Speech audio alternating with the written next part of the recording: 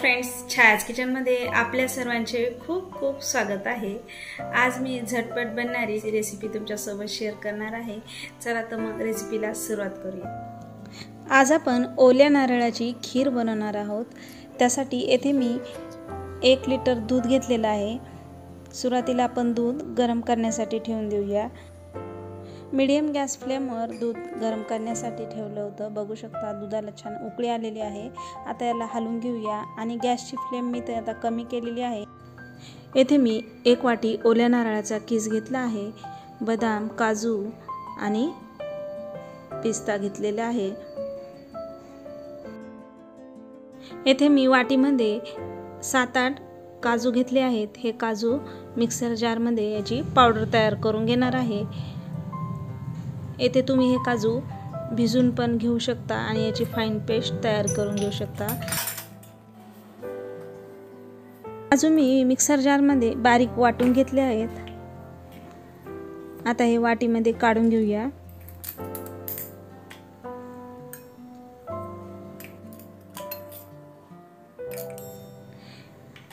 हे काजूची पावडर आपण वाटीमध्ये काढून घेतली आहे। ही 2 चमचे झालेली आहे। आता आपण त्याच मिक्सर जारमध्ये ओल्या नारळाचा 1 वाटी किस घेतलेला आहे, तो घालून घेऊया। सर्व खोबऱ्याचा किस येथे मी मिक्सर जारमध्ये बारीक वाटून घेणार आहे। बघू शकता खोबरं येथे मी वाटून घेतलं आहे। आता राहिलेलं खोबरं पण आपण असंच वाटून घेऊ।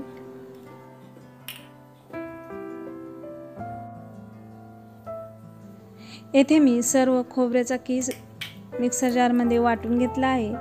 आता हे वाटीमध्ये काढून घेऊ।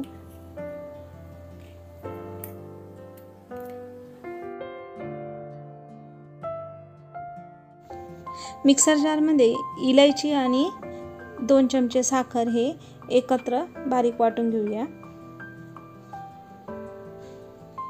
बघू शकता इलायची आणि साखर येथे मी बारीक वाटून घेतली आहे। बघू शकता येथे आपण खोबरं, इलायची आणि काजू हे मिक्सर जारला वाटून घेईपर्यंत दूध कमी गॅस फ्लेमवर 4-5 मिनिट छान उकळून घेतलेलं आहे। कढई गरम झाली आहे। आता यामध्ये मी 1 चमचा तूप घालून घेत आहे।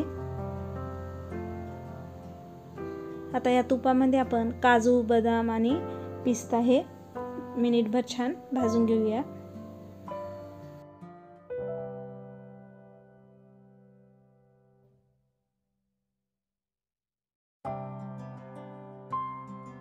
काजू, बदाम आणि पिस्ता हे छान भाजून झाले आहेत। आता याला काढून घेऊ। कढईमध्ये अजून 1 चमचा तूप घालून घेऊया आणि मिक्सर जारमध्ये ओल्या नारळाचा किस आपण वाटून घेतला आहे, तो किस घालून घेऊ। आता हे 1-2 मिनिट छान कमी गॅस फ्लेमवर परतून घेऊ। 2-3 मिनिट येथे मी किस छान परतून घेतला आहे। आता यामध्ये आपण गरम केलेलं दूध घालून घेऊ। यामध्ये दूध घालत असताना गॅसची फ्लेम इथे कमी करून घेतली आहे। आता हे हलवून घेऊया।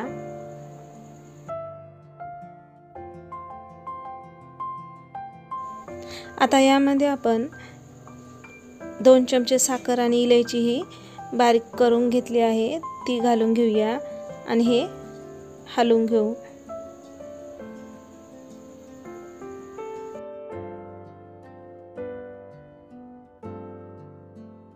आता यामध्ये तयार करून घेतलेली काजूची पावडर घालून घेऊया आणि मिक्स करून घेऊ। काजूऐवजी येथे तुम्ही 2 चमचे मिल्क पावडर पण घालू शकता।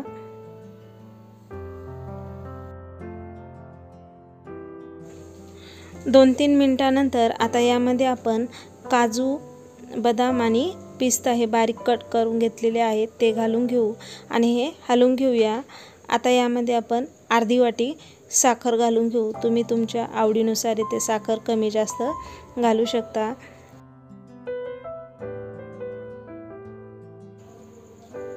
येथे मी गॅसची फ्लेम कमी केलेली आहे। आता कमी गॅस फ्लेमवरच आपल्याला खीर उकळून घ्यायची आहे। 4-5 मिनिटं झाली आहेत. पाहू शकता खीर छान उकळली आहे. बघू शकता खीर छान दाटसर झालेली आहे. आता यामध्ये आपण 10-12 केसरच्या काड्या इथे मी 2 चमचे पाण्यामध्ये भिजत ठेवल्या होत्या. बघू शकता. आता हे पाणी आपण यामध्ये घालून घेऊ आणि हे मिक्स करून घेऊया. 2 मिनिट कमी गॅस फ्लेमवर याला आता उकळून घेऊया. 2-3 मिनिटं झाली आहेत. बघू शकता खीर छान उकळली आहे. आता गॅस बंद करून घेऊ.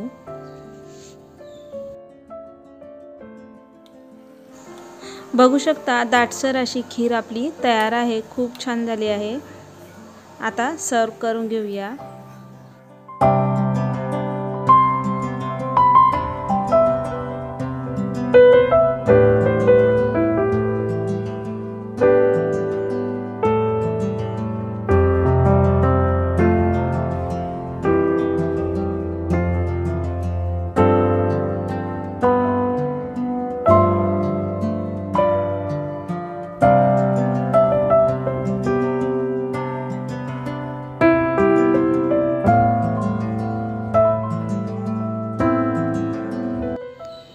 बघू शकता दाटसर अशी ओल्या नारळाची खीर आपली तयार आहे. खूप छान झाली आहे. तुम्ही एकदा नक्की ट्राय करा. आजची रेसिपी तुम्हाला कशी वाटली कमेंट करून नक्की सांगा. आवडल्यास लाईक करा आणि चॅनलवर नवीन असाल तर सबस्क्राईब करायला विसरू नका. पुन्हा भेटूया अशाच छानशा रेसिपीसोबत.